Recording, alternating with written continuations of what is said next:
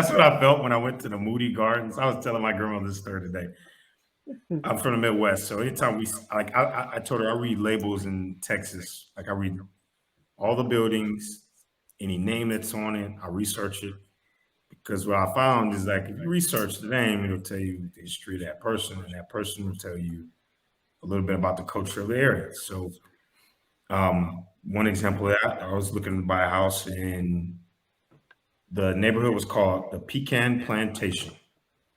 It's in Pecan Grove, right outside Sugarland. And I was already like uncomfortable with like staying in a neighborhood with plantation on it. That just is not cool. Like coming from the Midwest, like I'm like, what? That insane to me. But the house was beautiful. As I was driving through the neighborhood, it's kind of and it was like a block away from like a jail, which they told us, it's not a jail, it's where we send like people who are like the drug offenses that are people that are on drugs and trying to get them off drugs. Nonetheless, one of the streets was called Confederate Road, and like Mutiny, and then I saw high school. What's the guy's name? I want to say it was called Boone, John Boone, or something like that. Boone High School, where the guy was like I think the word said prolific slave trader was his name. And I Googled him. Prolific. Prolific. I gotta find a high school. I'm gonna find a high school. People are gonna think I am like no. It's what was the guy? Change the game. Change the game. The real trendsetter. I gotta find it, but it was high school, and it was like the most diverse area. Nonetheless, I read the high school name, Googled it. Fast forward, I'm at Moody Gardens, and me and my wife are on date night, and I'm sitting on the little Moody Gardens ship, whatever that water thing, the boat that goes out. It's like a boat tour, and I'm going like, what is the Moody Gardens? Who are the Moody family? Let me look. What does that mean, right? And I'm looking at the photo of the Moody family, and okay, instantly I'm like, okay, this is Texas. Anything past 1980s, I'm like, it was probably not really for me. Those pictures said they won their fortune in cotton economics. I go, okay, cotton economics, that's a good way to say it, right? So that either means they're invested in the cotton infrastructure, or they were like my man Boone, who's the prolific slave trader. Either way, like they were in that kind of system. And we were sitting on this boat at the Moody Gardens, this wealthy family that built their massive empire off that infrastructure in context in Galveston, one of the like ports of, it's called human trafficking, if you want to call it, right? And I was just literally just felt like, just so like, what do you want to call it? It was so surreal to think like, oh my goodness, like this is crazy that this connection of this place and this history, it's a part of culture. I don't agree with the foundation of the culture, but yet I'm here, right? It is what it is. People we didn't buy the house in Pecan Grove, but I'm sure someone did and didn't think shit about it. And the weird thing was like the logo in the neighborhood was like a tree. It was just like this one tree. It was a pecan tree. And of course, if I'm not a person of African descent in this country, I'm not gonna think anything about it, right? But if I am, I might look at that and go, how do I feel sending postcards to my family in Ohio from Pecan Plantation, South Texas? Merry Christmas to Miles family. And I was just so bothered. And I was telling the realtor, I was like, yo, what do you think? I'm like, I love the house, dream house. I can't dig with the neighborhood. I don't like the name. And that wasn't the only one I saw. There's like hundreds. And my realtor says, well, why don't you just, once you buy the house, you can always just change it. You could just get behind the groups and see if you could change the neighborhood, which there are some groups that have done that. HOAs, the neighborhood community has agreed, let's change the name. How many of those ended with plantation? Very little compared to the ones where they were like, we don't like Cedar Tree Park. We think it should be called Forest Park. Let's change it.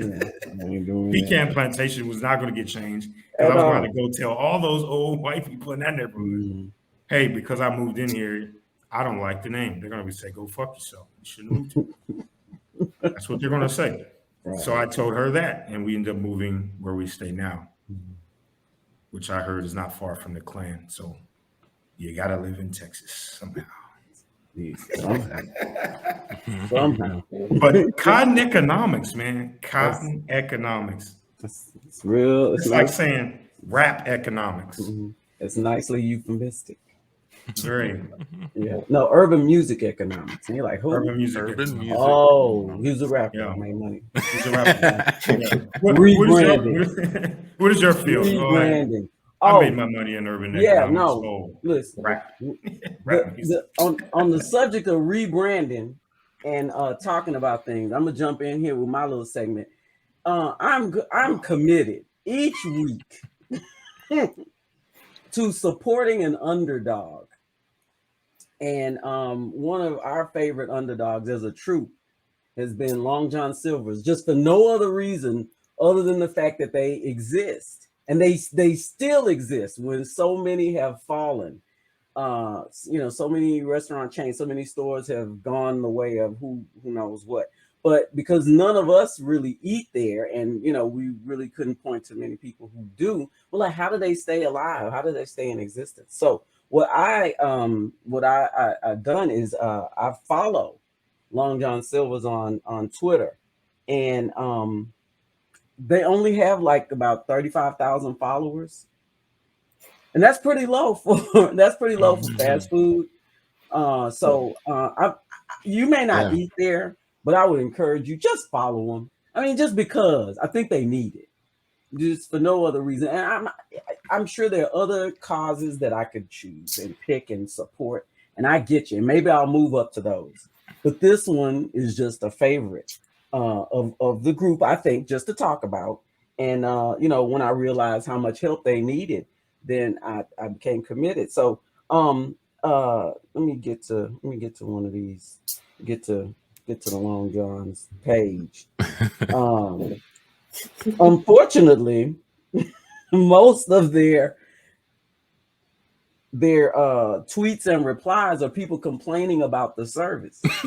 If you look at it, it's there's so few comments. I've never seen a corporation or an entity have like one or two likes, or to a post. It's sad. It like is regular people have more likes, yes, than Long John Silver. Whole entity.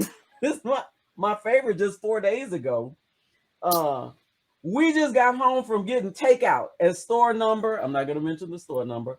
And both boxes of 3-piece chicken was so overcooked, it was rubbery. All the sides were good, but chicken was horrible. And then they gave their ticket number. We will not be back. Long John's response: ahoy!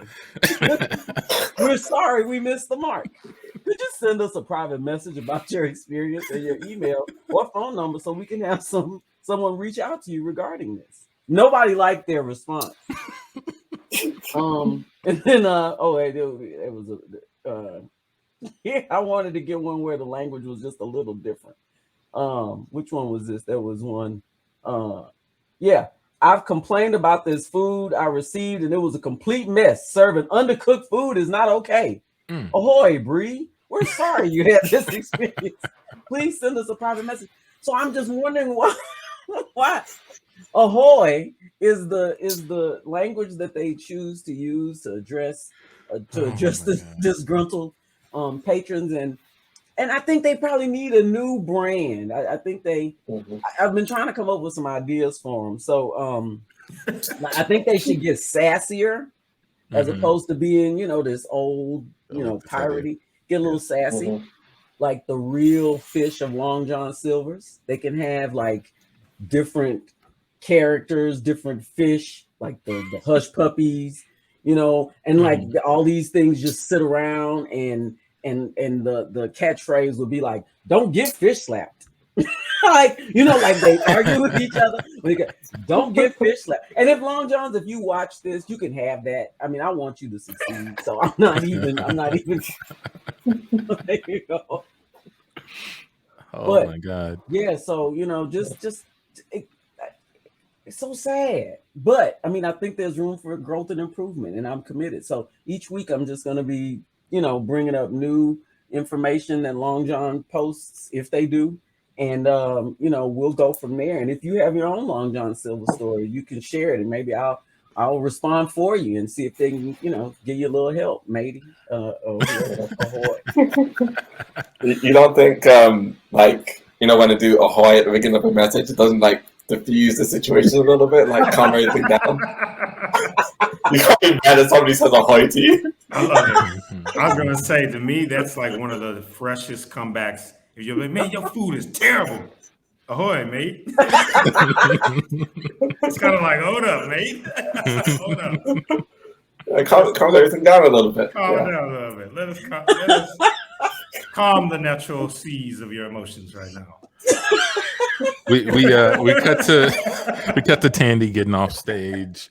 Madam Mayor, I'm a little concerned about the direction of your platform. You just spent 20 minutes talking to the citizens about Long John Silver's, and I feel like your numbers were better when you were talking about porn. Is there any way we can? I don't know where this came from, but is there any way we can navigate back to maybe what the people are really looking for? I want to, but the Long John Silver's people reached out to me. Okay, I was doing so well on the Antoine show that they reached out and they're like, "Listen, you've got the ear of the people. We just need to improve our numbers. We wanna get back in there, and we feel like if we attach ourselves to a shooting star, you'll take us, all the way." And Andy, let's be honest, Long John Silver's is grasping at straws. They need anything, and they're reaching out. They're desperate. I'm not saying that you're a bad choice. I just don't think that you should be hitching your ship to this restaurant. I think we need to stay focused on getting your approval numbers up. Elections are coming up, and we can't get distracted. You talking for 20 minutes about their Twitter feed is not going to get us there. Yeah, I value your opinion. You helped me win the first election, so I'm gonna go. So what I'll do is I'll reach out to them and I'll let them know that I'm not gonna be able to, talk about them on stage anymore, and I'm just gonna have to focus back on the porn, I guess. I think it's for the best. Okay, I'll give them a call. Thanks a lot. Hey, cut to we cut to the Long John Silver's office. There's a couple of executives in there. Tandi walks in. Ahoy, mate! Thanks for coming in to see us.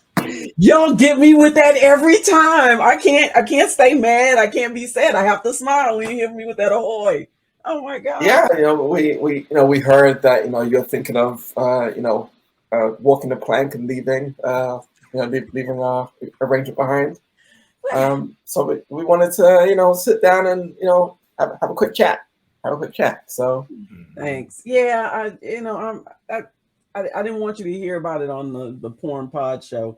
I wanted to come in person, but yes, you are correct. I was advised not to talk so much about you guys because it wasn't helping my numbers. That the numbers were better when I just stuck with the porn. So okay, great, yeah. Okay, do you want an orange juice before we get started? We have plenty of orange juice. Sure, yeah. We have lots of orange juice. It's not selling at all, so. Oh, okay. Yeah, thanks. I'll take that. Tweet about this later if you could. Huh? I think you have more followers.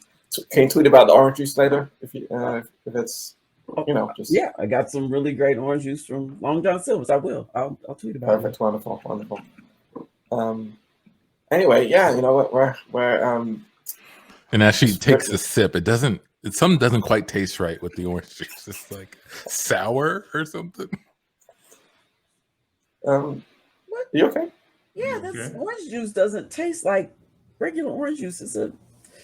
a bit sour. Some That's probably the rum. It's there's a bit of rum in there. yeah. Is this a new thing? You guys are you putting rum in orange juice now? We was on that. It's Long John Silver's orange juice. It's mostly rum. Nobody knew that. We're pirates. You should play that up more. Less about the fish, more about the pirates and the booze. Oh, Oh okay. my gosh, I could probably take this back to the porn pod and drink this rum. I could probably mix these two things together. We cut back to the porn pod. So back again. Let me tell you, I love having you on here for sure. You seem way more comfortable than before. I'm so relaxed. That's amazing. So, have you had the orange juice from Long John Silver's? I know you told me not to talk about Long John Silver's when I come here, and I'm not going to talk about their fish, but the orange juice. I mean, no. It's mostly rum. They're pirates. Okay. It doesn't seem legal. I mean, that would go to children. This isn't what this podcast is about. I'm sorry. Do you want to talk about any maybe pirate related porn you've seen? We can talk about that. I haven't seen any pirate related porn. Really, with all the Long John Silver stuff? No. You haven't gotten curious what's out there? Well, no, I was spending a lot of time looking at fish porn. Aquatics, stuff related to stuff in the water. Tell me about dressed up as fish and mermaids and all of that stuff. I didn't even think about the pirate part. But no, tell me. Keep talking about. You want to hear about the fish? So yes, we cut back to Long John Silver's, the executives. Oi, mate! I can't be mad at you when you. Oh, we thank you for coming back. We just had some discrepancies with some of the things you were saying. We do have pirate porn on Porn Pop. And we wanted to show you a couple of clips so that you could talk about it on the Porn Pop, since you've been bringing this up. It's been doing a lot of good things for us.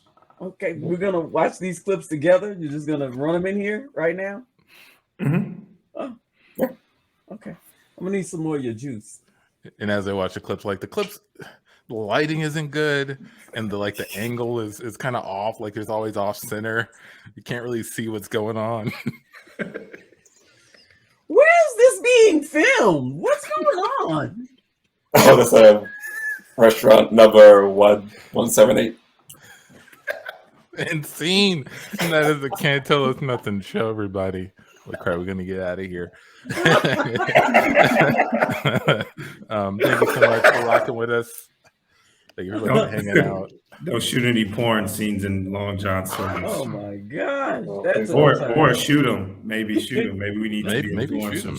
We'll probably allow you to. Next time you're thinking about having sex with someone, go to Long John. Go to Long John Silver.